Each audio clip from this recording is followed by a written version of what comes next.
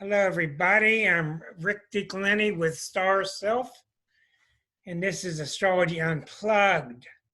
If you're not used to us, we meet every 8 o'clock on Thursdays, Eastern Time, and usually this is kind of an astrology magazine, which is later put up on YouTube. This is about version 165 episodes, something like that. In the middle of all these different episodes, I started to teach a class, and we got to week number 8. I had 8 weeks in a row, very beginning class, systematic. And as we got there, the virus got here. So the last week and this week are special interruptions where I'm going to be talking to you and educating you about what the planets are doing in terms of the virus. Hopefully by next week, you'll never know, but hopefully I'll get back to week 9 and week 10 and bring that beginning class to a conclusion. I'm not here tonight to make people feel better or feel worse. I'm here to tell you what the planets are doing. I'm trying to be as factual as I can. I hope you gain something from this. Please bear with me tonight because there are many. I got about 20 topics, and I can't make them all blend and segue into each other smoothly. So please bear with me. It's a very difficult subject, very complex. I'm going to be showing you some graphics, etc. First thing I wanted to tell you is I really advise you, if you have not already, to sign up for my newsletter on my webpage, which is Star Self, like myself, yourself, starself.com. That's my webpage. There are many places on that page where you can sign up for the newsletter. And the main reason is I'll be announcing each week on Tuesday what will come up on the Thursday show. So that's the main reason. Or you can befriend me on Facebook and you'll hear about it there. Now, not in any particular order. As you know, I live with Liza Jane Brown. We wrote a book together. Together, we have 83 years worth of astrology experience. And for many, many, many years, I'm trying to turn all these microphones off. Let's see. Hi, Jan. Okay. We watched Pluto, we watched Neptune, we watched Uranus, we watched Mars, we watched full moon. We watched all of this stuff for years and years and years and years, just like other astrologers. Then all of a sudden, what happened to me was I've been writing newsletters for years. In the last 5 years, I've been confused. I just knew there was something I was missing. It wasn't making any sense. The big story was Pluto, Pluto, Pluto, Pluto since 2008. That's when she entered Capricorn. I got to keep turning this mic off on Barbara's. Barbara's keeps unmuting herself somehow. Mute all. There we go. Okay. And then I realized that there was a new planet, Eris. Astrologers are very reticent about adding a new planet to the Sun, Moon, Mercury, Venus, Mars, Jupiter, Saturn, Uranus, Neptune, Pluto. We finally added Chiron. It's been with us since 77. And now Eris is with us. This is all about Eris. What's going on is all about Eris and Pluto together. Forget everything else. There's so much other stuff that's major, but this is way beyond major. This Eris square to Pluto is what's going on. This is what's causing it. Even I know many, many, many astrologers that still aren't looking at Eris. It takes an astrologer a lot of proof before we start to watch something because there's so many thousands of bodies out there to be looking at. And you'll notice here, that's the USA chart.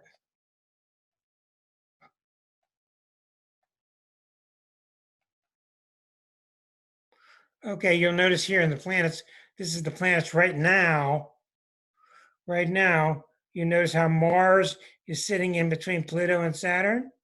And you notice that Saturn has just gone into Aquarius, and Mars is going to go into Aquarius with it on Monday. But the story, erase everything in your mind. Erase everything. The story is, this is Eris square to Pluto. This is Eris square to Pluto, right angle. Another way of showing you that is this. That little simple black line is doing all of this. I'm going to explain to you why. Here's Jupiter about to hit Pluto. Pluto's in this area. It doesn't move very fast. This planet's been in Aries since 1920. This stays in Aries for 120 years. 120 years. It takes 540 years to go around the sun. So these two are not only squaring each other, which is a tension aspect in astrology, but they're going to square each other 5 times. When Mercury retrograde goes by, Mercury goes by a point like a star beyond it. It goes by that point, it stops, it goes backward, that's 2, and it goes forward, that's 3. Sometimes planets go over once, sometimes they go over 3 times. We're lucky, we're getting this one 5 times. 1, 2, 3, 4, 5. We're getting it 2 dates in 2020. We're going to get it 2 more dates in 2021. Ending up in October 2021 will be the final pass of Pluto square to Eris. Then, October, November, December, January, February, we have the Pluto return in the United States chart. That will be a time for lots of picnics. I'm being facetious. That's going to be really tough.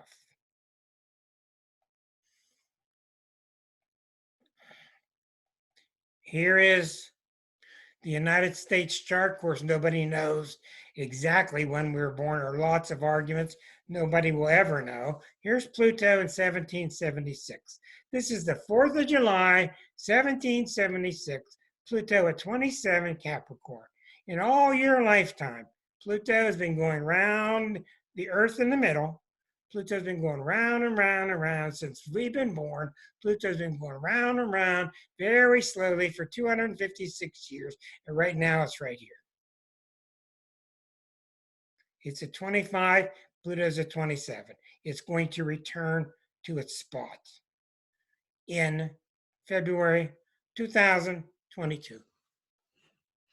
A return of Pluto, you might want to understand this. This is very much like saying, okay, I'm going to leave all you kids here. I'm going to leave you all this food. I'm going to give you $50,000, put it in the bank. And we got all these little things all built for you. And I'll be back in a couple centuries to see how you did. That's what Pluto's doing. And when it comes back to us, it's going to come back and check to see, frankly, whether we've used our power or abused it. And the Pluto return is in effect now. It's got 2 years to go, but it's in effect now. But the big story, and if that wasn't big enough, the big story is Pluto was sitting here and we discovered Eris. And you know what's funny? This Charles guy, I forget his name, who discovered Eris in 2005, this would not be happening if he had not discovered Eris. But he had to. It's built into the script. So we discover one planet in the 17th, 18th century, one planet in the 19th century, 2 planets in the 20th century, 80 new ones so far in the 21st century. Eris is sitting around 23 of Aries, not even moving because it's just so far away. Square to Pluto, let alone the fact that Pluto is sitting next to Saturn, which is another story which we covered last week. So when I sat there and realized what was happening with Eris, it filled in all the empty spots, and please bear with me, this is very difficult. I knew, and Liza knew, that we had seen nothing like this. And I told you a long time ago that this was coming. And I told you that one of the big possibilities was nuclear war, and I'm glad that that didn't happen. It's very hard to tell how these things will manifest physically, concretely, but I knew it would be a big deal, and I knew it would change the world forever. As Eliza has been saying, this is an epical change. Epical.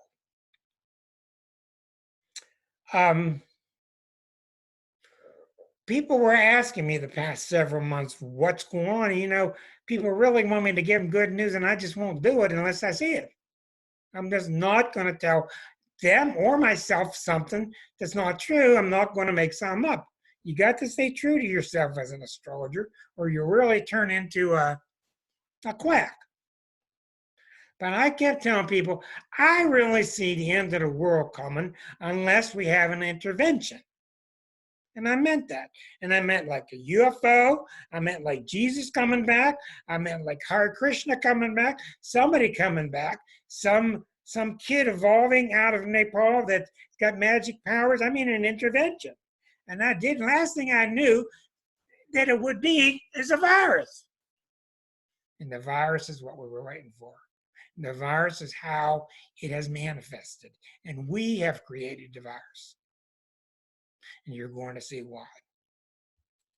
Now, we're going to take a pause, and I'm going to teach you about Eris. And I can guarantee you that 1 year from now, all astrologers will be obsessed with Eris. She is out beyond Pluto. She's the equalizer, and she's more than that. Keep in mind, if you text to me, I may not be able to see it or pay attention to it because I got too much in my mind going on. You on YouTube watching, thanks for joining us.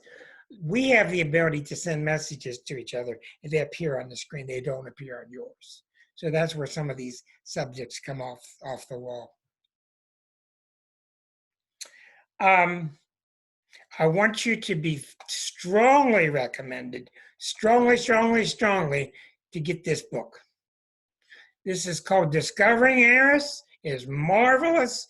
It is by one of Richard Tarnas's buddies named Chiron LeGrice.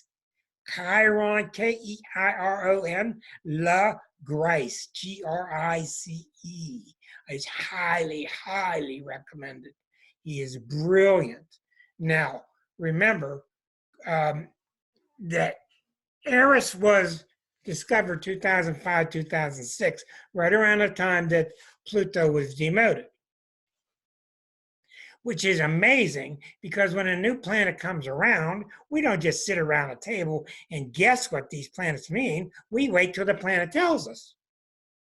How does the planet tell us? In people's charts, when the planet gets hit, when one person's got it here by their sun, one person's got it here by their moon. As time goes on, we learn, like we learned in 1930 when Pluto was discovered. It took us several years to learn what Pluto symbolized. Now, here's the point. People were not ready for Pluto till 1930. The Nazis, atomic weapons, the deep unconscious mind, 1930. The planet is discovered.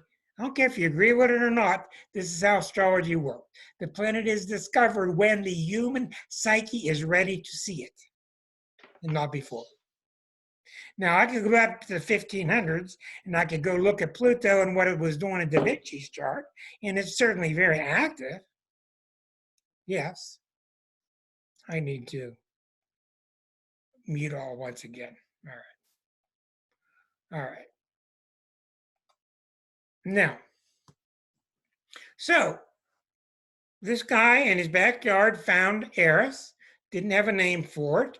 The original name was Xena. They gave her, she had a number for a while. Then they named her Xena because its nature is one of being an outlaw. And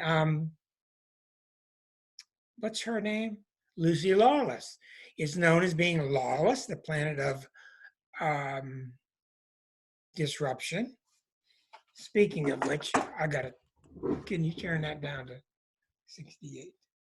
Okay, thank you. So once she came on the scene, it was remarkable that this guy wrote this book 4 years later. Let me see, six years later. He wrote this book 6 years later, and he nailed this planet. And I'm going to read you a bunch of stuff about this book. And you just don't know about a heavy-duty outer planet that represents tremendous archetypal power. It doesn't reveal itself that clearly. And let me tell you, she's a hellraiser. And that book, Chiron book, that book, the first half is heavy-duty mythology. He paints a beautiful picture how she comes into play. I'm not going to go through the mythology because we don't have that much time. The second half of the book was more to my liking. It's about the details of how she works astrologically. And man, did he nail it. She is said, we don't know yet, 15 years is not enough time in astrology. We need 50, 100 years to really ascertain its nature. She is said to be the ruler of Libra. She's all about fairness, but she raises hell. She's nothing like Pluto. She makes Pluto look tame. This planet is the planet of I've had it. Look around you. I've had it. Pluto is all about evolution, and if you're not going to get with it, we're going to do away with you, and if you're going to get with it, we're going to help you. Eris, completely different. And Eris, Pluto, being square, they definitely bring out the wrong side of each other. That's what we're seeing. You're going to see these planets. They're going to peak 5 different times. This is the first one. The first one was March 19th. No, I'm sorry. The first one was January 12th. That's why this whole thing came about. So in that book, I want to take a time out because at the time that she's starting to become populating in my mind, I talked to Zane Stein. Zane Stein is a very fine astrologer from Pennsylvania who is now living in Australia. He's a Gemini, and he had a lot to do with the discovery and the initial books on Chiron back in 1977. He's a forerunner of teaching us what this planet was like. Hi, Linda. Hello, Heather. Now, in talking with Zane wrote an article for the most popular astrology magazine in the United States, which is called Mountain Astrologer, and he was kind enough to forward to me what the early keywords were for Eris. The whole story about Eris is she was like a goddess, and they were having a party, and she was not invited. She was left out. So she tossed a golden apple through the window, and she caused all this disruption in the party. And the Eris apple had engraved on it, "Who is the fairest of all of you?" And they all started fighting and arguing. And that's what she's doing. She's the goddess of discord. She will solve discord by bringing you much more of it until it's settled. Okay? She's not destruction like Pluto. She brings discord. Have you seen any of that lately? Have you seen any direct manifestations in the White House of discord? All right. Hello, Erica. Now, when I go to this list, you'll be able to see it. I took Zane's list and I chopped it down some. These are the generic basic keywords for the nature of Eris. Just like Venus is love and money and pleasurable dinners and pretty and aesthetic, each planet has a nature. This is Eris's.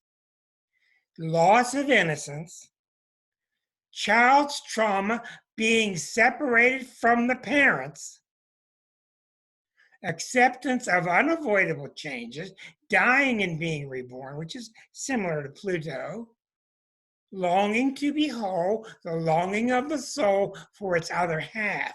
I don't agree that we have another half floating around out there, but a lot of people do. So that's where you get the Libra need for the partnership. Argument, debates, competition, conflicts, or war. What stirs people to fight or disagree? Fighting for your rights, strife and discord, pitting one side against another, competition, struggles for supremacy, one perspective of what is being fought over, refusing to relinquish one's hold on an ideal belief, a cause, an object, not budging an inch. This planet came into being when the Tea Party started. And then call what you like, the Trump cult. That's what I call it. To seek similarities as well as differences. So you'll find with these planets usually that even though they can sound really negative, they ultimately have a very positive archetypal yearning, or else they wouldn't be able to exist. To seek similarities as well as differences, to balance them out. Counterbalancing is one of the real key words of Eris. To force oneself to think outside of the box, the ethics connected with one's motives and methods. That's what Eris does. You're going to hide behind your words? I don't think so. We're going to show everybody what your real motive is. That's what's being done now. You're seeing it everywhere. You're seeing it. You're seeing the good, the bad, and the ugly. People's agendas are now naked. We're seeing it. That's because of the square to Pluto. You can't mix, you can't separate what Eris is doing, what Pluto is doing. When they're in square aspect, they emphasize each other's negative aspect. They bring out the positive too.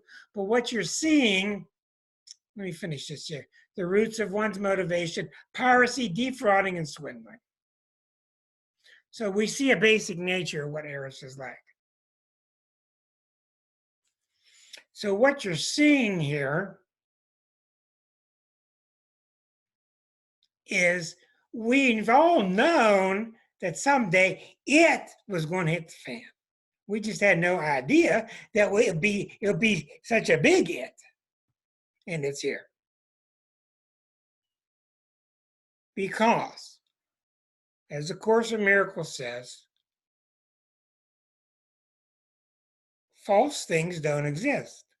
Just like the GOP. When the GOP disappeared in 2018 because of their Neptune return, and they were found to be morally bankrupt until this thing floated by called Trump, and they've hitched themselves onto the Trump wagon, and they really don't even like the guy, but they know by aligning themselves with him, they're able to keep this little false image of having power. And they're dying from it, and their chart is one of the charts that says, we go down, you go down with us. That's the GOP's chart. It's very strong, very powerful. We go down, you're going down with us. The Democrats' chart, as far as I can tell, is just kind of clueless. Okay. Now, when I looked through the Eris book by Chiron Legrais, I found key phrases in there. I'm letting you know the key parts of Eris. It will level the playing field. It can't stand pretenders. It can't stand people with Peter principle. It can't stand people to get to a certain level by faking it. And boy, you put Pluto with it. Pluto's a purist. Purist. These two are kicking ass. And just like I'm going to do the second section tonight on Pluto, one of the things I'm going to tell you about Pluto is Pluto will really help you if your motivations are pure. People are scared S-less. about Pluto. But when your motivations are pure and you try, it's all Pluto cares about. It will move mountains for you. It will bring you powerful people. But if you don't try, good luck. Good luck. Good luck. Pluto has no patience, and Eris has less of us being cowards. Eris is pressing us for a healthy global unity. And I'm going to end this thing tonight, but I've got my last statement here. Thank God we're finally talking about all of us working together. That's the blessing. We're seeing these brilliant people come out from their caves, edge themselves around this lump in the White House to get to the microphone and tell people the truth. Beautiful to see. We're finally starting to see us talk about global unity. And what do you think Eris is going to do with Pluto? Goodbye. All the impediments are going to be gone.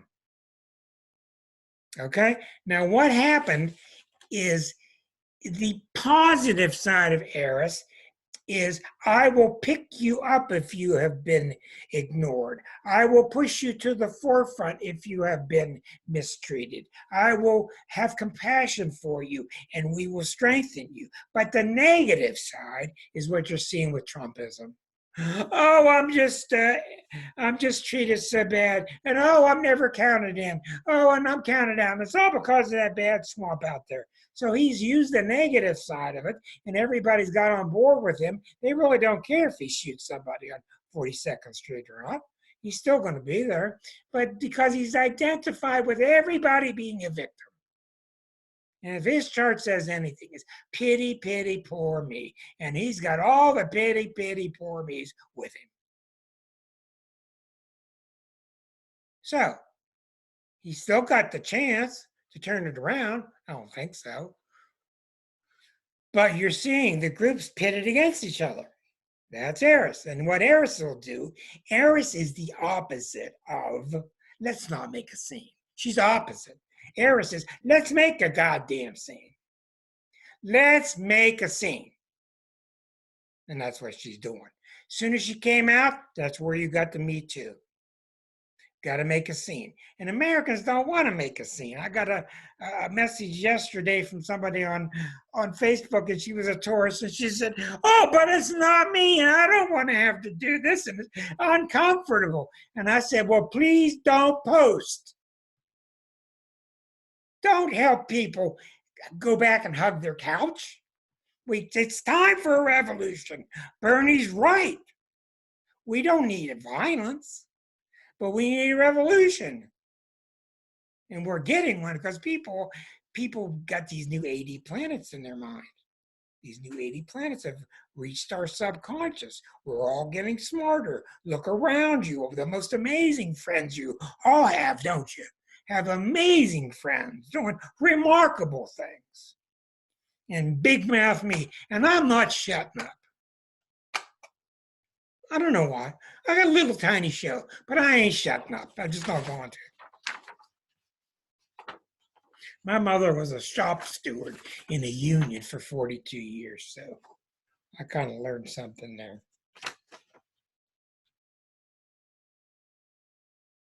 When Pluto, I don't want to get into Pluto here. Let me finish up. So when you mix this with Pluto, what Pluto does, and I'm seeing it all over, and I've seen it with my clients, and I found this out by experience, not reading it.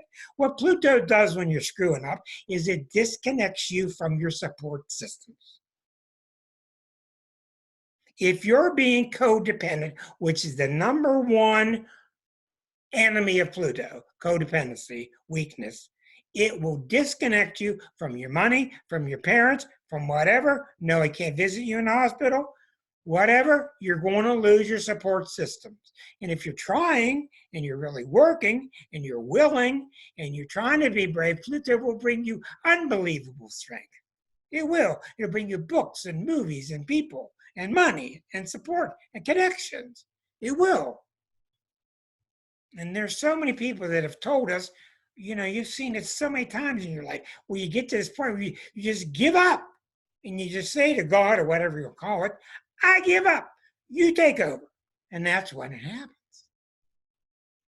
That's when you align yourself with your Pluto power. Now, I don't know enough about Eris yet. No, I'm not skilled enough yet. I got to watch her for several more years. But what happens with Eris, it just seems to be if you continue on your ways, banking on the fact that you're right and that other group is wrong, you're just not going to get a good result. But if you bank upon the idea that maybe we both have a point, Eris will work with you.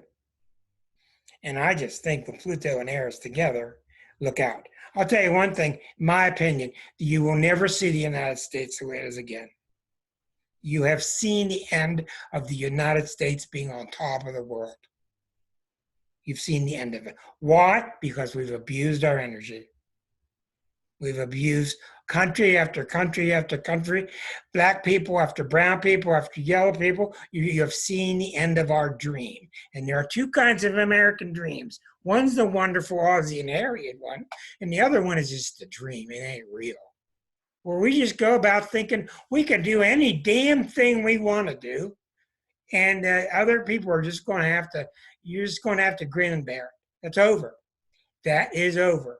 That's one of the reasons that this is happening. Who's number one right now at coronavirus numbers? United States. Number one. We are not getting punished by an outer planet. An outer planet's not going by, hey, you're really doing bad down there. Let's really give it to them. That's not how the planets work.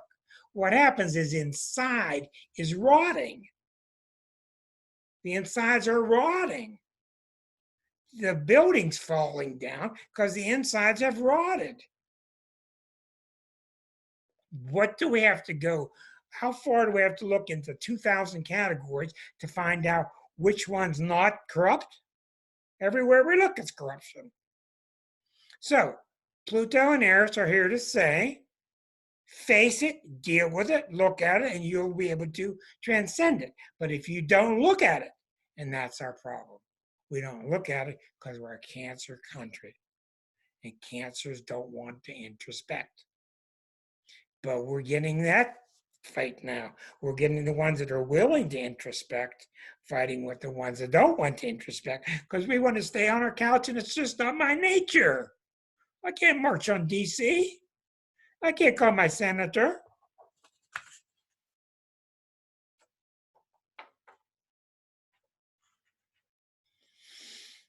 Now, this was really a good thing I saw today. Listen to this.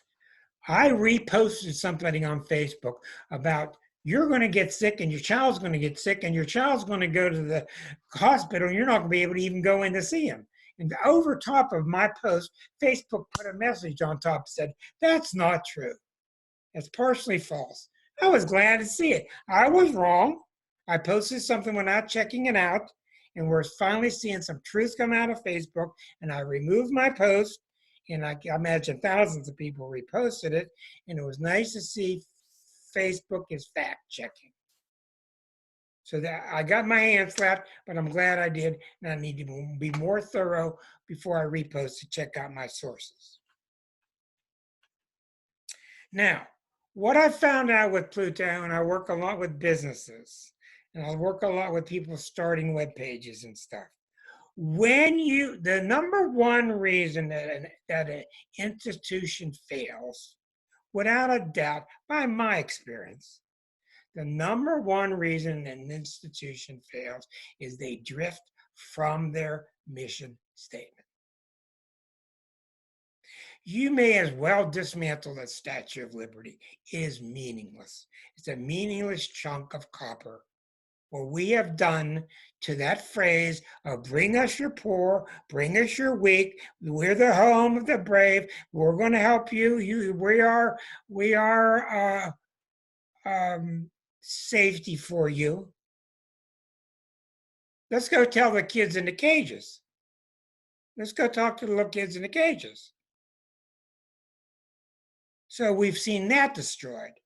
So if we turn around our intention, we can get a US 2.0. If we turn around our intention, we can get a much needed Constitution 2.0, because 1.0 sure doesn't work. The lawyers have found 6,000 loopholes in that. We can't even get rid of this guy committing crimes. We got the Republicans admitted he committed crimes. They still can't get rid of him. That's not what the Constitution's about. This long list I saw today, acts of clean water that Trump has done away with. Clean Water Act, Smoke Act, the Indians Act, this act, this act. He was able to go in by himself and nix all these programs. We are not supposed to have a king. That's why we're supposed to be so great. We got to take the lumps in the face and be realistic and look in the mirror to see who we are, because we got really great people here, but we're letting this guy get away with this stuff. Where's the Congress? I don't think you should be able to remove a Clean Air Act unless all of Congress agrees. I don't think we should even be paying their light bill. What have they done? I would pay their light bill, electric bill, or their shuttles, or whatever. Take a taxi. You don't do anything. Pluto having its way in Eris, and they're a 1-2 punch. We have the world's never seen like this. We've had one pass. Pluto came to us in many guises. One of the main guises is it's coming through a Scorpio country called Russia. Russia is born in November. They're a Scorpio country. And when Pluto comes to you, it's very common with my individual clients that it comes to you, the person comes into your life as a Scorpio or a person with a lot of Scorpio planets, and Pluto brings him to help you, brings him to hurt you, or maybe both. You'd be surprised how many people at Pluto go over one of their planets, and people come into their life that do both. It's very simple to tell. If Pluto's on you and you got a questionable person in your life, it's very simple to tell. I don't care how magnetic they are. I don't care how powerful their soul is. All you got to do is, I'm going to ask Greg this, because Greg Keen's with us, and I'm sure he'll agree. All you got to do is sense, does this person make me feel energized, or do I feel sucked upon? And let me put Greg on. Go ahead, Greg. Absolutely draining. You know, we have to realize in our lives, especially now, people are waking up, that we need to really face the idea that God bless them somewhere else, preferably further away. God bless you somewhere else. Get rid of them. I love that line by Greg. Thank you very much. That's a beautiful line. God bless them somewhere else.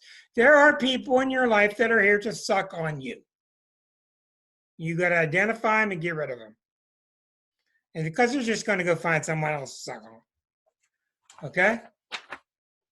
So when Pluto's on you, well, of course, we know that the president's protecting Russia. We don't know why that is. And we look at this mysterious map, and all over the world, you see all these coronaviruses. There's none in Russia. They've got magic borders. Now, one of the things that I've seen a lot of is people keep talking about rebounding, and they want the little pretty ending to the kitty story. When we're going to rebound, when we're coming back. I don't know. I don't know. Nobody knows, and it doesn't look good. Why? Because the patient has been on the table since 2008, and it's gone through this surgery and that corruption and this corruption and that corruption. And how much can the body take? How much can the American psyche take? And I bet you're looking around and seeing your friends, and everybody's at their limit, and that's what's causing us to find our strength. But it's a critical time. And I don't know how many are going to die. I sure hope it's not that many. But we can't take the worst leader that we've ever had in our history and put him in charge of our biggest problem. I sincerely sincerely would not let him walk my dog.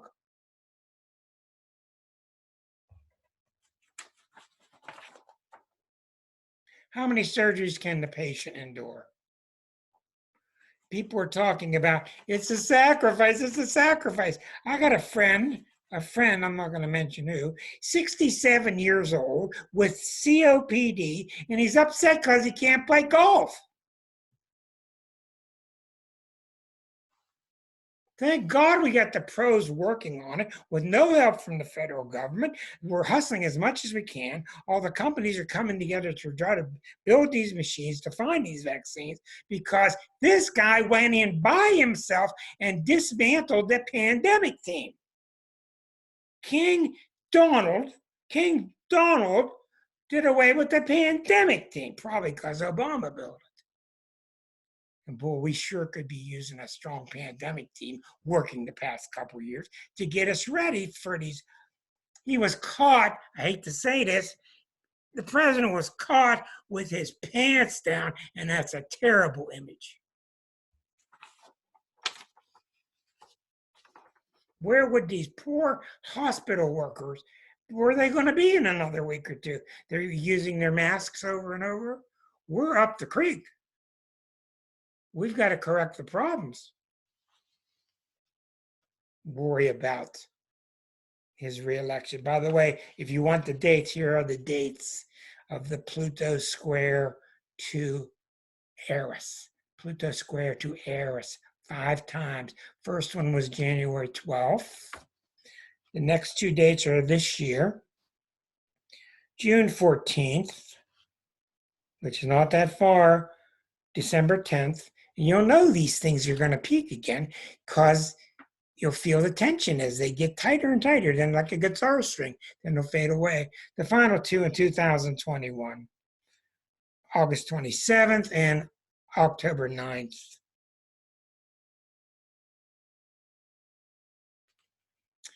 I really want to get to the point where I can open this up tonight for conversation because I know a lot of you have wonderful ideas. A lot of you have things on your mind. America, the cancer. Finally. One of the greatest things I think we could ever do in this country is to disband, to do away with the United States of America and to restart it. But you can't do that. Can't fool the planets. We were born in 1776. And when we were born, we didn't know about Pluto or Neptune or Uranus. And the United States chart is fabulous if you don't look at those planets because we had all kinds of astrologers choosing the date. Believe it or not, lots of them were astrologers. So I get to my point and I ask myself, why do we deceive ourselves? And it reminds me of a story, if you've ever read Carlos Castaneda and Don Juan. It was one of the greatest lines I've ever read in a book. And Carlos is the student of the wise Don Juan. And Don Juan is teaching him hardship stuff about being impeccable. And he says, Don Juan, I know, but sometimes I just lie to myself. And Don Juan turned to him and he said, why? Knock me over with one word. He said, why do you do that? Why? So when you're Cancerian, and boy, let me tell you, Cancer has a lot of strength and a lot of power too, just like all the signs. But as a global country, we got the wrong side of Cancer. Look at Canada. There's a Cancer country. They're doing a lot of things the right way. The problem with being a Cancer country is if you don't want to see it, you don't look at it. Now, here's an example, a beautiful example. I'm sitting on a porch with a bunch of friends, and we're talking one day, and this is really poignant. We're talking one day, what would we all do with millions of dollars? And everybody on that porch said, I would want peace for the whole world. What do you want? I want peace for the whole world. What do you want? I want no more war. I want peace for the whole world. Got to this Cancer lady. She said, I want peace for my family. That's extremely poignant. That's America. Because if I get it from my family, I'll be okay. And my next door neighbor, I'm not sure what I want for them because they may grow up and be a threat. That's America's problem. We play whack a country. Another country gets big, it's possibly going to hurt us, possibly might hurt us. So we have to do the economic hitman on them. We got to get them suffering. George Carlin said, how come everybody suffering on the cover of Time magazine has brown skin? He was exactly right. Why is it always somebody brown skin mourning the loss of their child? So it's just not Cancerian to care about the masses. It isn't. It's Cancerian, and that's what they're supposed to do. It's Cancerian to worry about your family, and that's good. And the little girl that goes down into a hole into a well, and we get her back out. Yay! That's very Cancerian. Well, we've got to battle back against the negative sides of our Cancerian nature, which is to be provincial and to start listening to this goofball about this wall. You think this virus is going to stop at this wall? He's got a wall up because he's got a wall up inside himself. That's why he's promoting the wall. He has a wall. I don't know how he got it. God bless him. Bless him somewhere else, like Greg would say. He's got a wall up, and he's teaching people that follow him that it's okay to maintain a wall and build one. Keep those bad guys out there. And Eris is at work. And you heard what I said. Eris is about a global community. Now, this stuff ain't going to fly anymore. It ain't going to fly. Now, what do we need to do? Because that's at the end of my discussion. It's very simple, and I've been harping on it for 15 years when I've been writing about it. We got to start treating each other right. We got to start treating other countries right. Look at the other countries that are disowning us. This is no happenstance. I told you when Pluto's unhappy, he starts to cut you off from your support systems. Now you've got people going in the hospital, you can't even go see them. You can't go see your buddies right now. You can't go see your grandchildren right now. We're all being cut off. But it's not because Pluto's mean. It's because Pluto's trying to teach us that we've got strength inside we're not using. Pluto can't get our goddamn attention. And it's had it. It can't get our goddamn attention. So maybe it's got it now. So I'm not lecturing anybody because I'm at fault as much as the next person, but that's what we got to do. We got to start working together, and we got a brilliant chart, and we got brilliant, wonderful people, but we've had it too easy over here. La-di-da, la-di-da, la-di-da. You know, let's go to Fort Lauderdale at spring break. And people are dying all over the place. So we're going through some real growth spurts. Okay, they're going to continue to travel. They're going to continue to square each other. And when they're done, the Pluto return is going to happen. And the Pluto return is going to be the end of a complete era and the whole birth of a new one, hopefully. Hopefully. But the economic stuff I've been reading says that in the future, I'm sure Mark would have more intelligent answers than I do. The new leaders of the world are going to be China and India economically, and we're going to fall down to third or fourth, whatever. I don't know. I don't care. I just want us to get along. Rodney King, right? I'm gonna wrap this up because I want to hear from you, your questions, your statements, what you've got to say. Here's the two things I wanted to end with tonight. I read this wonderful book. I usually pretty bored with the books by Wayne Dyer, but I read a wonderful one by him one day called The Power of Intention. And he talks about intent. And intent is another word for the Nagwal. It's another word for the unmanifest that's manifesting. It's another word for the presence that's beyond us, that's inside of us, that's unmanifest, that comes into manifestation.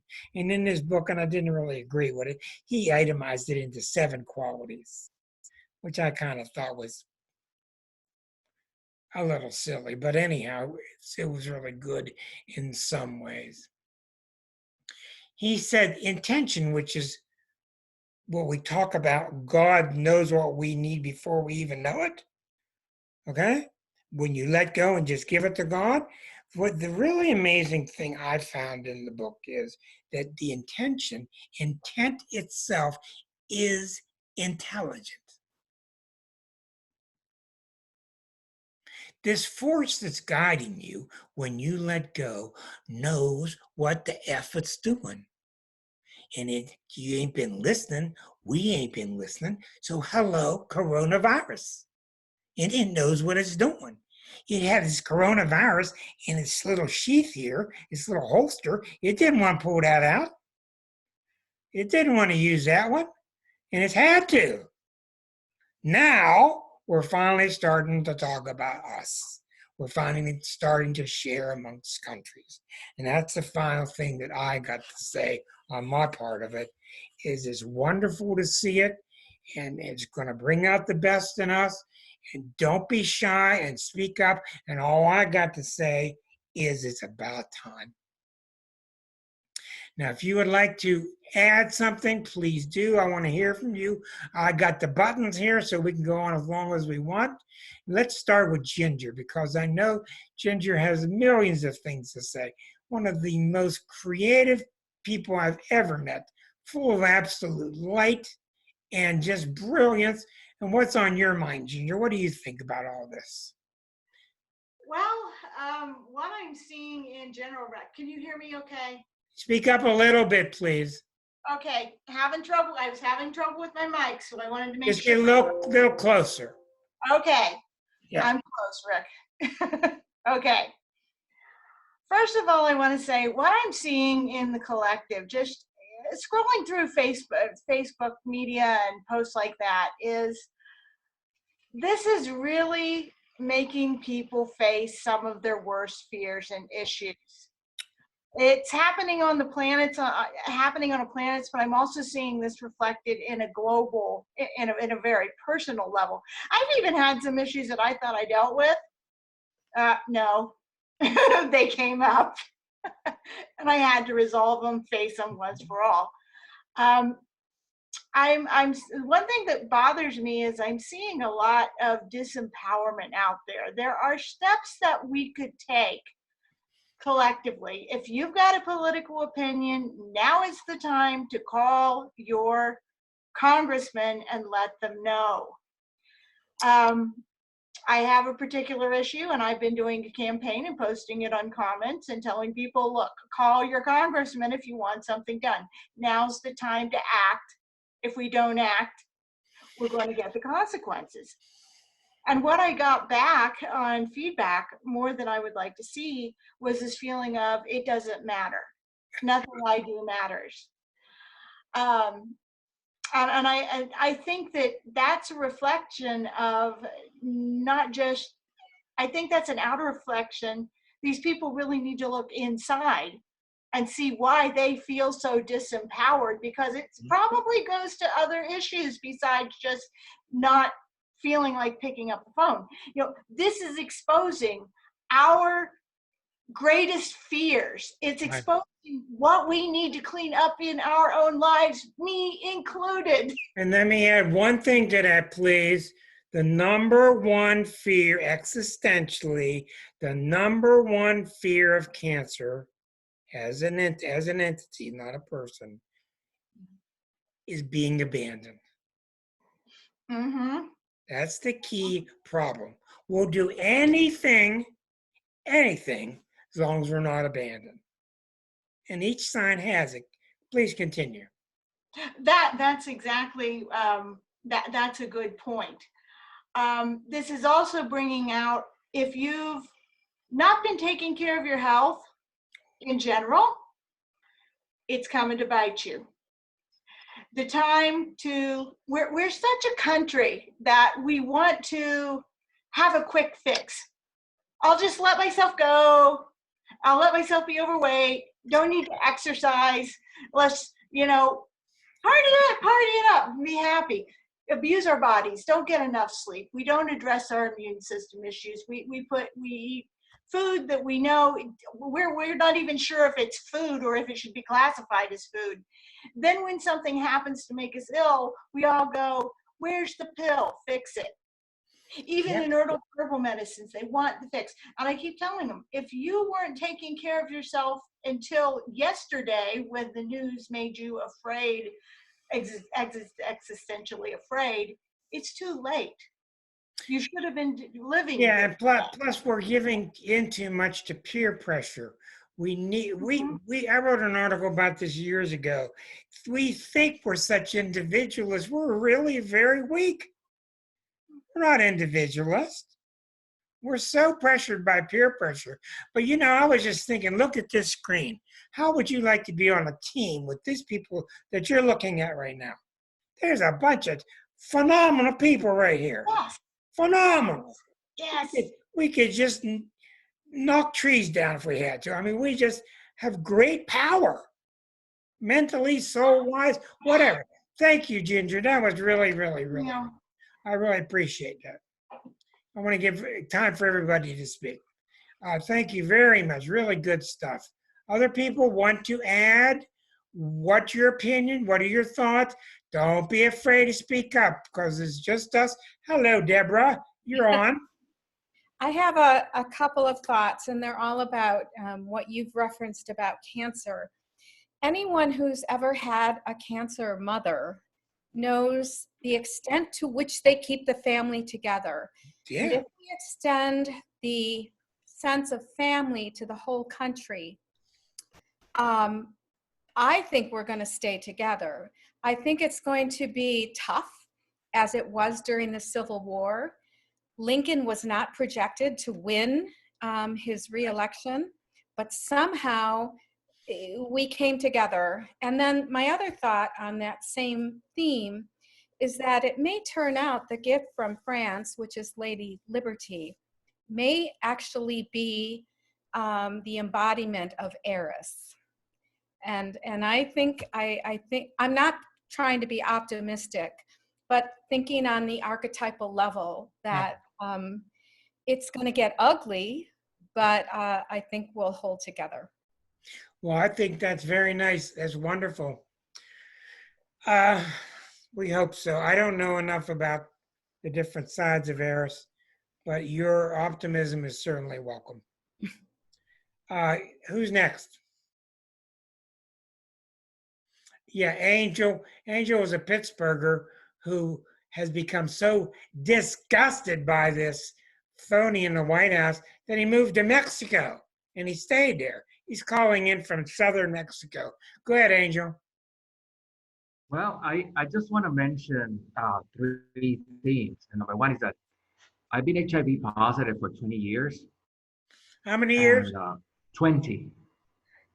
And one of my best teachers has been HIV. So something, the coronavirus, and you pointed out very well, Rick, is coming to teach us and to teach the whole world and to teach especially the United States. And we have to keep that in mind, that I have learned so much from my disease and the things that it has taught me. But on the issue of abandoning and the issue of the United States, is the fact that the United States has to come and reckon with its own history of oppression of other countries. And when you saw this president abandoning the Puerto Ricans after Hurricane Maria, and the way that he allowed so many seniors die, and nobody wanted to pay attention to it, or most of the majority of people kind of blocked it off because Puerto Rico is like an appendix. They don't even know why Puerto Rico is part of the United States. It's as if we showed up in a boat and here we are. They don't know that Puerto Rico was invaded by the United States and it became part of the United States by force. And now, the same way that he treated Puerto Ricans, he's treated his own citizens. So, so reckoning, and the other part is that it's its relationship to Mexico. That 1/3 of the United States was Mexico. And when they talk about the Latinos are the Mexicans, the people who have been born and they're way before the United States was that big. So there's a reckoning. We tend to tell ourselves a history of the United States, the 13 colonies, how they came from Europe, how beautiful it was to get to the sunny side. But we don't tell people the ugly things that we have been doing over and over again. John Wayne. John Wayne, apple pie. That's right. That's not us. We didn't do that. And then the other part is that is the party structures. I think that the parties were created for an era that is no longer here. And something is happening, and we saw it with Occupy Wall Street. And so, we call our senators and they say, what are they going to do? Well, they're not going to do anything because their structure is no longer serving us. It's serving some other, who knows what. But boy, we would just stick with it because it's status quo. And that's why everybody did an about face and they ran to Joe Biden. Mm-hmm. Because Bernie's too damn scary. He's too honest. He knows we need a revolution, and they ran to Biden. And you know Biden's going to side with Wall Street. He's just going to keep doing the same old, same old. But one last thing that I want to say spiritually, there is a book by this psychic in New York. I think her name was Jane Edwards or something like that. She was a psychic in the 70s. Jane and Edwards. She wrote a book. You're talking about James Roberts. She used James Robertson, the one that channel said. Yeah. And she has one book on pandemics and the nature of life events, where she tried to explain why do groups of people died in total. And here, and she tries to wrestle with the issue of gays dying with HIV, the people dying during the Holocaust. And we need to think if he's going to allow senior citizens to die in mass, we need to think, what is it that they're going to teach us? What is it that they're trying to teach us by sacrificing this way? It's a terrible thing to think, but I'm thinking like her if I would be going to write that book 20 years from now. Because certainly we cannot be a good country, if we allow entire groups of people to die, especially the people upon whose shoulders we have built the kind of country. He's on every day at 5 o'clock, and he's got his little podium because it makes him look good. And I guarantee you that's all he cares about. And he will let millions of Americans die. He will allow it to happen if he benefits from it. I don't care what you think, that's my opinion. He will let people die. Thank you, Andrew. Thank you. Thank you very much. Please stick with us week after week. Thank you. We will be, for those of you who didn't hear the beginning, we will be resuming the beginning astrology class. We're up to week number 9. Hopefully we'll get back to week number 9 and then week number 10. Finally, the next 2 weeks, unless, of course, this thing preempts it. Who has other things to say? Please, you're all invited. Don't be shy. Welcome, Linda. It's nice to see you. Linda Veras, you're up next. Go ahead. Hey, Rick. Hi, everyone. I just, I don't know if you noticed, Rick, on my page that I posted that there was a Saint Corona, and she was interred in Italy, and she happens to be the patron saint of pandemics, which I think I'm not, how ironic is that, right? But as I was working on my guided meditation that I recorded today, I was reflecting on that a couple days ago, and Corona, of course, is the crown chakra, right? And with us being confined and needing to go within and we're being asked to connect with our divine self. We're being asked to recognize ourselves as the souls that we are. And where do we do that? It's by opening the corona. It's by opening the crown chakra to make that connection. And I mean, the irony of how this is all tied together is just amazing to kind of sit and consider all of the aspects and tentacles of it that we're not even thinking of. You know, You're exactly right. And the weeks and months coming up to this point, I literally just sat here with my mouth open, just literally flabbergasted at the power of Pluto squaring Eris while all that other stuff's going on. And it's just starting. And we're going to see the really, really terrible part of it. And we're going to see the really good stuff too. And that it only means one thing. Okay, I'll get to you in 1 second. It means only one thing, that we have to do it. Yeah. Ginger, huh? We have to do it. We can't wait for him to wave a wand from the White House and everybody's okay. Yeah, and if We we're have stepping to in, go ahead, dear. I'm sorry, if we're stepping into our soul calling, you know, if we're stepping into recognizing ourselves as a soul, that means that we need to now step to how we can put ourselves out there, figure out what our gift is. And it might be locally, it might be regionally, it might be in a bigger way, but what is that we're feeling the urge to go forward and do, to move beyond our comfort zone, because this is our opportunity to fulfill one of the purposes for, you know, our existence. Really, this is like the call. This is it. You know, this may be the moment we're all called to do that. This is the moment. Thank you very much. I'm going to go to Elke.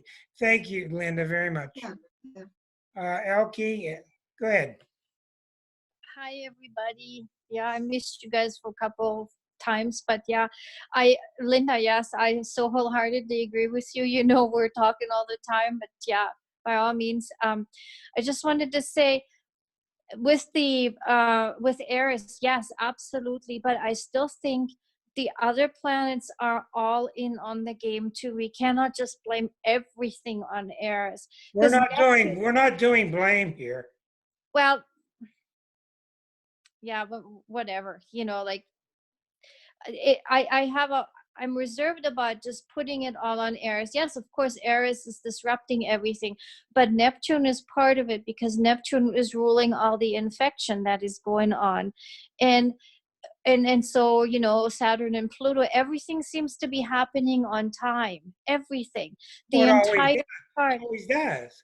Yeah. It has to. The entire chart is lit up. And I was listening to some other astrologers, like there's Pam Gregory, and she's talking about Haumea and Hygeia and all the other asteroids, and everything fits the picture to a T. So I think we are exactly where we need to be, sadly. You know, we're going through similar times. My grandmother went through the First and Second World War, and she was telling me stories. And I always grew up with thinking that, you know, things can go wrong, but a lot of people that never experienced that, they don't have that thinking. You know, you can't. It's foreign to them. They don't understand that things could go really south. But they can, and they will. But it's in that people will wake up. People will wake up. Often they need the pain and the hardship in order to really get it. When I was doing energy training, 15 years ago, we were told that we were adapting to the energies that are coming in now slowly, so we wouldn't have to get hit by a cosmic 2x4 over the head before, and forced to change rapidly. And that's what's so hard, is this rapid change. Whereas if you can adapt to it slowly and grow, then it's not so hard. Then you have all your ducks in a row. But most people didn't have it. And like you said, it's absolutely right. You know, people didn't mind their health. And in Canada is also a cancer country, but they're not that bad. They're way more humanitarian. You know, we are not abandoning our people at all. So, which is really heartening. They've like in true war effort put it on to other economies or industries to produce the things that we usually get from China. People are making masks on their own, and we're producing equipment for face shields, and it's like it's all springing up, and the government is fostering that. So it's great, but we're all going to be affected by what the US is going through, and that's what's going to be scary. All our supply chains come through the US. Well, as I've said, and people have argued with me, the U.S. chart thank you, Elke, for all that good stuff. The U.S. chart represents the entire world. Now, if you're new to the show, I want to introduce Greg Keene, who is one of the top mediums out of Lilydale. Greg is on with us every 6 months. He and I go back to 1982 in radio. I would like to get his perceptions because he's awful wise, and see what's coming from his psychic mediumship realm. What are you picking up, Greg? Well, one of the first things, thank you for having me on. And one of the other things I've been feeling, and been feeling it for a while now, I mean, I recently had the illness in my own body, and I'm feeling much better now. Thank you for all the prayers and thoughts. And the other aspect is I'm looking at the world and viewing it from a spiritualist point of view, and understanding that we have to have the honesty and the support and the forgiveness and the healing, and allow ourselves to come back to the reality of reality and not be in this false reality people live in. I look at people right now, and I remember sitting in front of the grocery store waiting for Leslie to come back out, and people are coming out of there with grocery carts of booze, and they have their grocery carts and cases of booze. And I find it interesting how choosing to be blind is what our nation in a huge way does, is just chooses to be blind. And I look at the energy of that happening, and I realize the people around us here, now we're in Florida, we're in Lady Lake, Florida, and we're down here, and we were planning to go back to Lilydale. And Lilydale at this point has been a mess up there because New York State is an epicenter of this problem.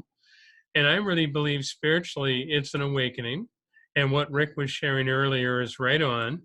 And we need to recognize that there's so many people out there that are connected in their thinking to fantasy and absolutely non-reality, that I really feel things are going to get worse before they get better.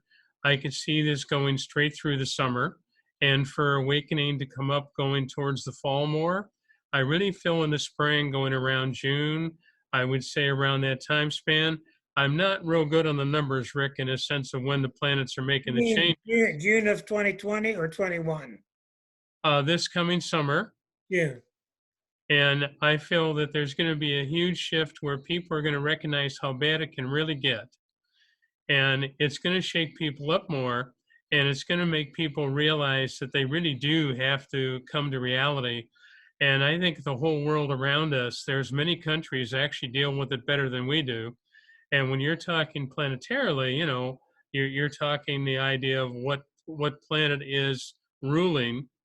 And I look at the energy of that, and I see people being so completely selfish and so self-centered, narcissistic, sociopathic in many ways. And that's what I feel is coming to a head now. And the people are going to have a rebellion, and we are going to rebel, and it's going to rebel in a really powerful manner. And I feel that the future of political systems and changes are going to be met with resistance because they want to keep the same old, which is going to backfire, and going to backfire big time. Can't do it. And I feel that when it happens, I really feel that we're going to force issues in ways that we haven't seen since the very beginning of the United States. That's exciting. Would you recognize, and I'm not sure now, you would know the planetary aspect of it, but the 1776 versus what would be coming up within 2 years? Pluto return. Pluto return, United States chart. One Okay. orbit. One complete orbit. I And- can't even describe to you how powerful that is. Well, within 2 years, I feel transition, and I feel transition in such a major way, I couldn't even explain it. And Yeah, it's right. wonderful. I think the outcome was wonderful, but I do feel it is going to scare the hell out of everybody, Yeah. transition that's going to be occurring. And the people are going to be leaving the planet, literally leaving the planet, because they don't want to be here and have to make change.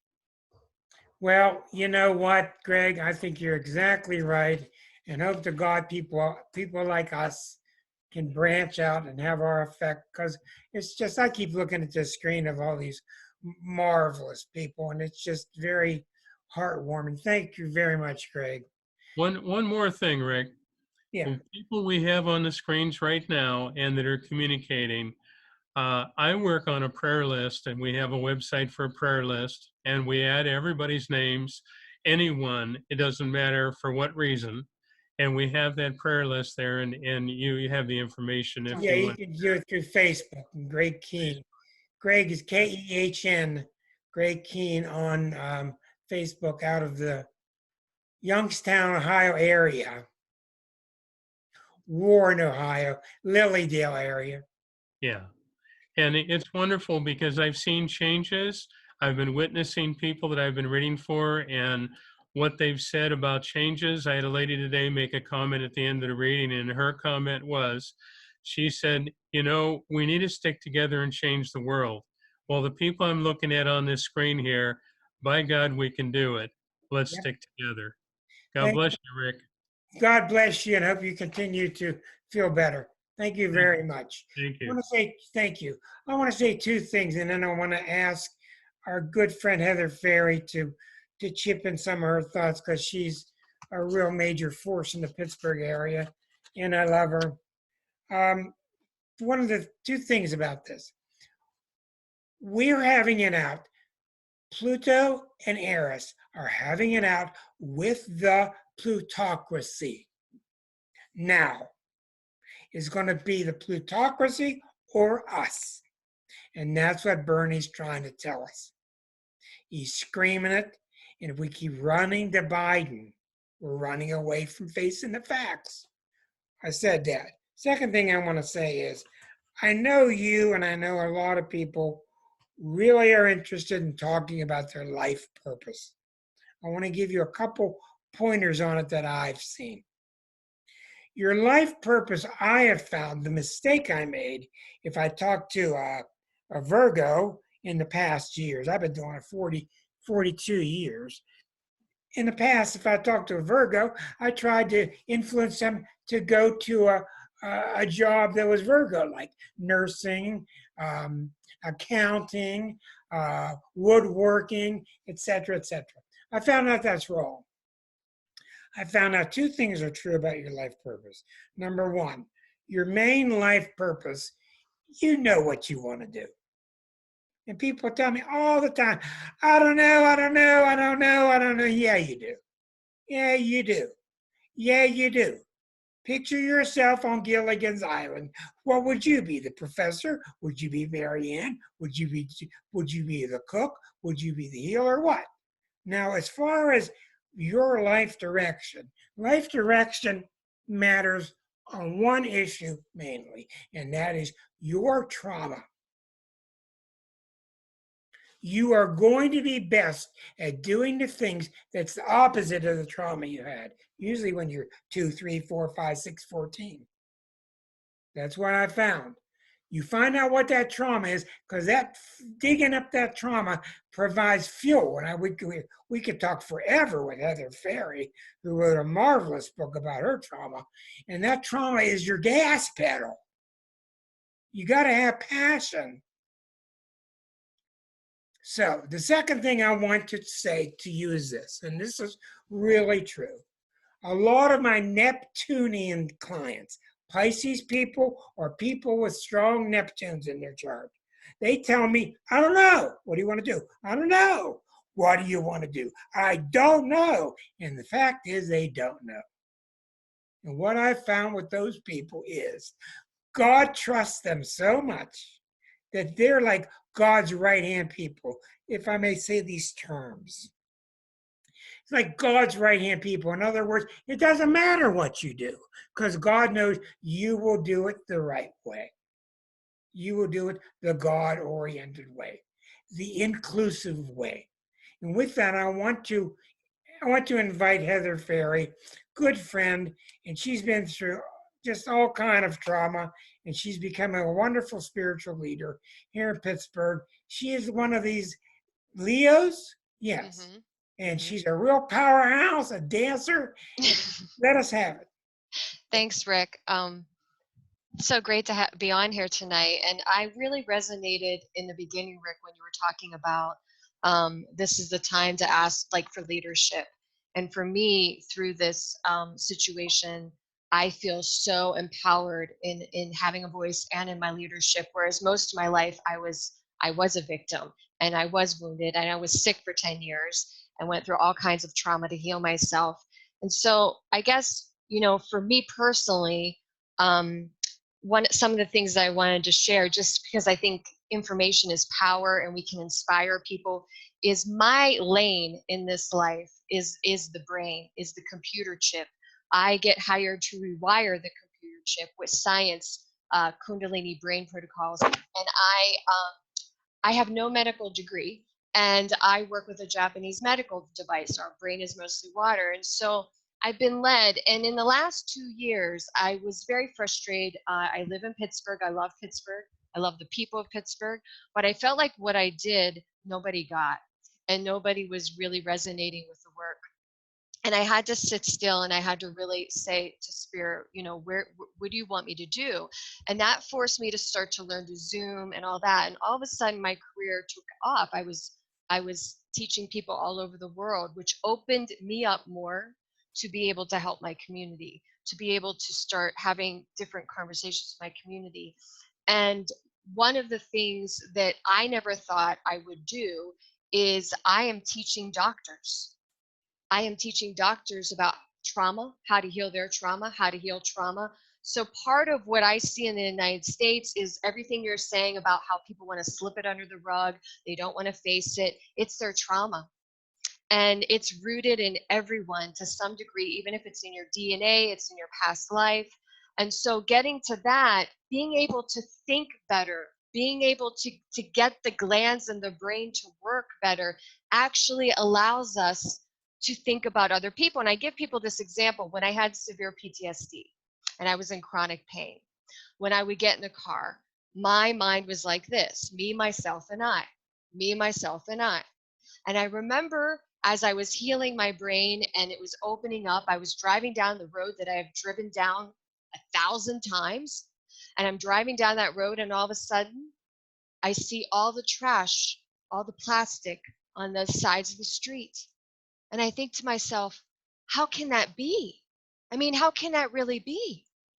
But now I was able to think outside of just my own little world, you know, and go, why are we have all this stuff on our Mother Earth? And so I just wanted to sort of plant the seed because one of you might find, oh, this is interesting and I want to study this. But I never thought I would be passionate about water. I study water 24/7. We have such misinformation about water, and we have no regulations, by the way, about our water. We have toxic chemicals that are in our water that affect the way we think. And we talk about how these behavioral patterns we're seeing, but we're not talking about a solution. So for me, I feel we need a new mental health care, system. And that's part of my mission, here, teaching doctors new sciences, teaching them new approaches to the brain. So think about your water. Think about the fact that water is feminine energy. Think about the fact that Me Too movement, the second chakra in yoga, is water. That's how we heal. And it's interesting, and I'm not trying to sell you on something, but I think information is power.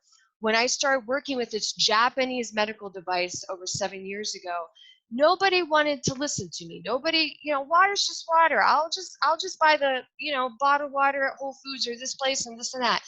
I just want you to know that outside of the United States, the healing mechanisms that Japan has acquired through this device are phenomenal. And if you go on my Facebook page, I'm starting to post to educate.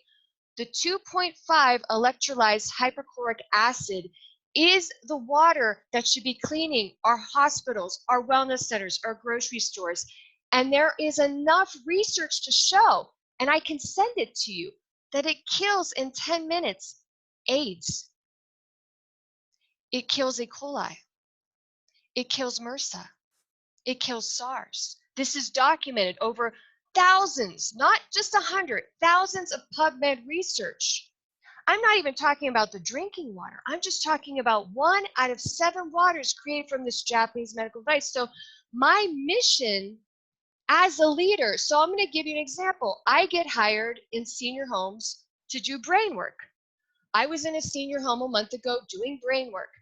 I try to go to corporate about the medical device. I get knocked down. They have plenty of money to have these machines in their senior homes.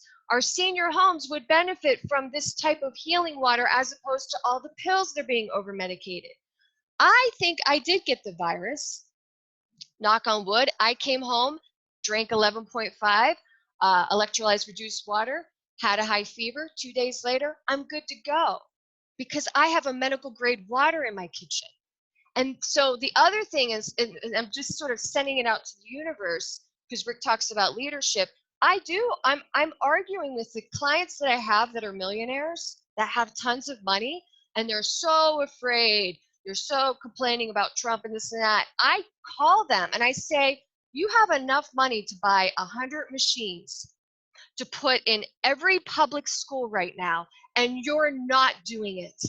So don't complain to me about Trump. And I'm calling people that are my so-called friends, and it's uncomfortable, but somebody has to do it. If you have the money, put these machines in places, and I'll teach you how to use the water. So I'm just sharing one aspect of one little person doing one little lane, and bless you all.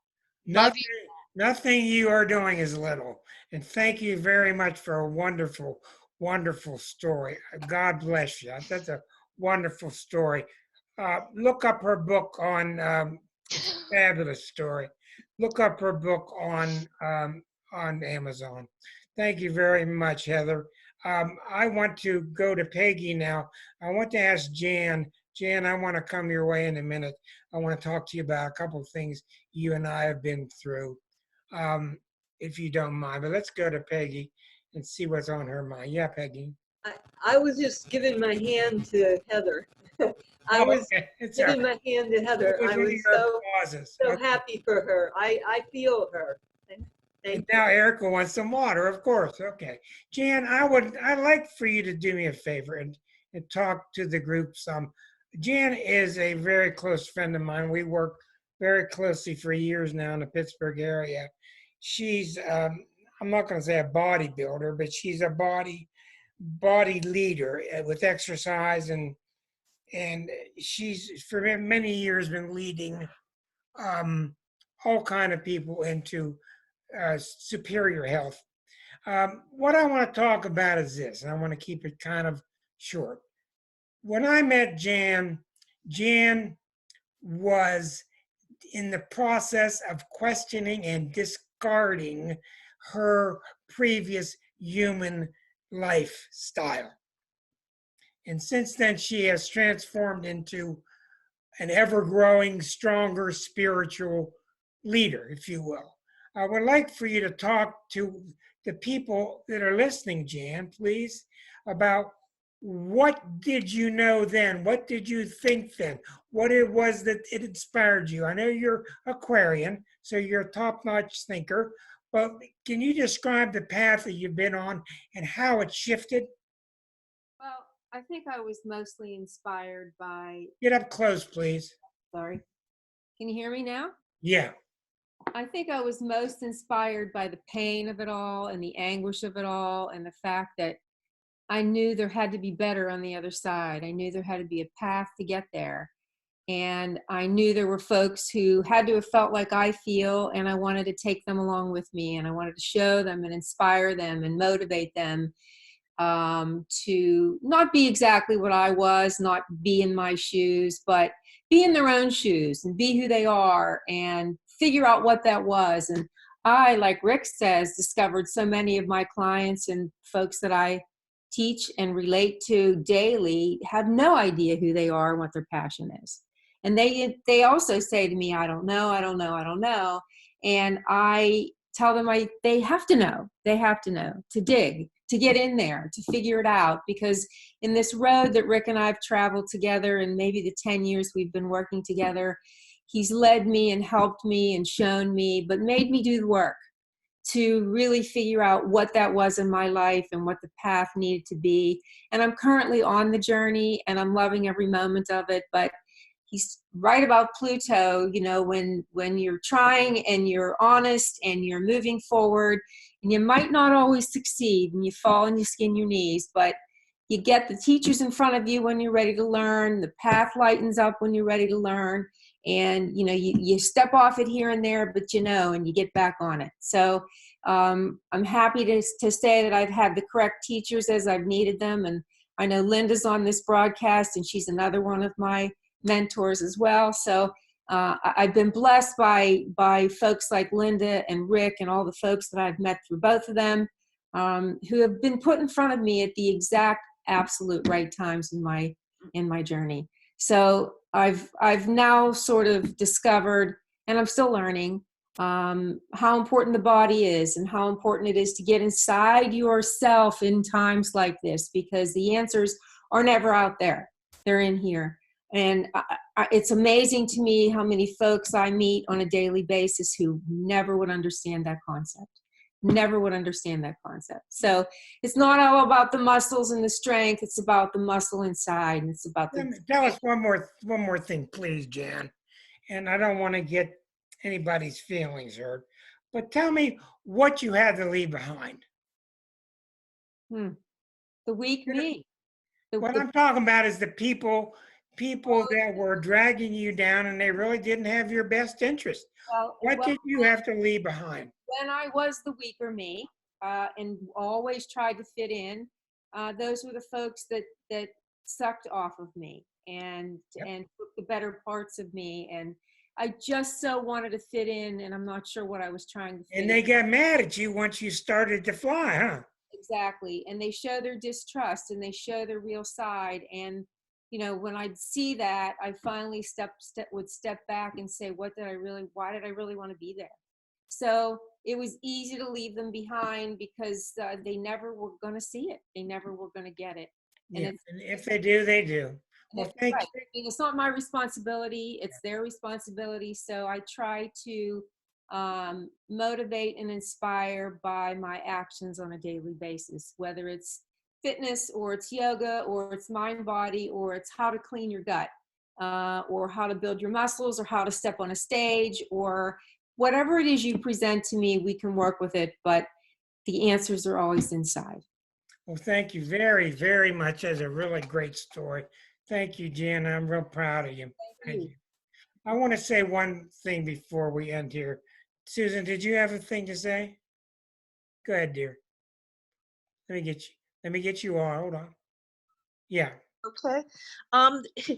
You've said so many good things tonight, but the piece that has stuck with me was you talked about intent, and it hits me pretty much like a bolt of lightning that intent brings into this world or manifests that which is created first on an ethereal level as a concept, an idea, brought into the astral realm by putting energy into it, and then manifested here on earth, and it's the soul of creativity. Definitely. And I've felt my whole life a pull towards creativity. And I feel like everybody who has spoken here tonight is creating one thing or another, which is part of their passion and, you know, living their path in that way. And it's just fantastic. And I got to get these unplugged t-shirts made. I just got to get it. It's going to say, I have been unplugged. And on the back, it's going to show the logo. And I've been doing it too. I've created over the last 20 years and manifested an education and a development of my mediumship through Fellowship of the Spirit in Lilydale. And then wove my art into it because I felt called to pull in that direction, and wound up doing spirit portraits and aura art and all kinds of things. And it's the strongest pull I've got at this point, but I'm really grateful for it. We're a powerhouse. Look at this group. We're a powerhouse. Thank you very much. Thank you. I want to say one thing to you. This is a common story that I use with people, because a lot of times people tell me they want to go from here to there. Well, the planets are moving. Can I go from here to there? Well, the image I give them is, imagine you're in San Francisco, and I'm looking at the planets, and astrologers are really pretty much like weathermen or weather people. I want to go to Hawaii. I'm in San Francisco and I want to go to Hawaii. Well, I look at the forecast tomorrow and all the winds, and you're in a sailboat, and all the winds are blowing towards Alaska. Well, guess what? You ain't going to Hawaii tomorrow. It ain't going to happen. Now, the next day, a couple of days later, the winds are blowing directly to Hawaii. That doesn't mean you're going to go to Hawaii either. Because you got to get in your mind what the planets do and what they don't do. The fact that the wind is blowing to Hawaii has to be preempted with the question of what happened to you on your last 10 sailboat rides. And if you've capsized the boat 9 times out of 10, you're probably not going to make it to Hawaii. And if you've had beautiful rides every time, you're probably going to get pretty darn close. So the point is this: you can learn from astrology, you can learn from the dynamic understanding of the archetypes, but really what it is what got into you, what's come over you. What's come over you? That's the planets. And my best clients are the ones that don't need astrology. They sense, you've seen these people that are just always fluid, and they piss you off because they're always right. They're always flowing just perfectly. That's people that have oftentimes poets, oftentimes musicians, oftentimes painters. They pick up on these archetypal shifts, and it takes them where they're going. But the thing I want to end with is this. We've talked enough about the virus. We know what's going on now. We all know about love, and our love is the answer. But the thing is, when you really get down to talking with people, people don't want it done for them. People want to do it themselves. And by listening to Heather tonight, and many others, you can do it. You can do it. And like I said, the final thing I wanted to say is intention is intelligent. The force that wants to work through you, if you get your brain to shut up, the force that wants to work through you is well-meaning and it's intelligent. Now, I'll see you next week. I had a great time tonight with a great group. We may get back to astrology lesson 9. We may do more of this yucky stuff. I don't know. I hope you learned from it and enjoyed it. And thank you, YouTubers, for being with us. And everybody stay safe and careful next week, okay? Thanks, everybody. Good night.